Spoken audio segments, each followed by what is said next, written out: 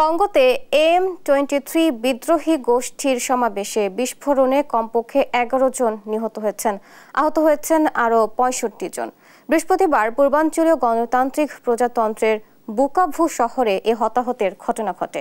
আল জাজিরার প্রতিবেদনের মতে, প্রথম বিস্ফোরণে পুরো এলাকায় আতঙ্ক ছড়িয়ে পড়ে। দ্বিতীয় বিস্ফোরণের আগে উপস্থিত জনতা এলাকা ছেড়ে পালিয়ে যায়।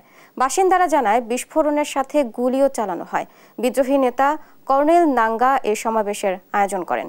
এ মাসের শুরুতে তার বিদ্রোহী গোষ্ঠী শহরটি দখলে নেয়ার পর এটিই ছিল প্রথম কোনো সমাবেশে যোগদান।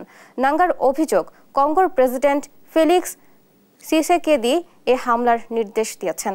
অন্যদিকে ডিআরসির প্রেসিডেন্ট এই ঘটনায় কঙ্গোর মাটিতে অবৈধভাবে উপস্থিত বিদেশি সেনাবাহিনীকে দায়ী করেছেন।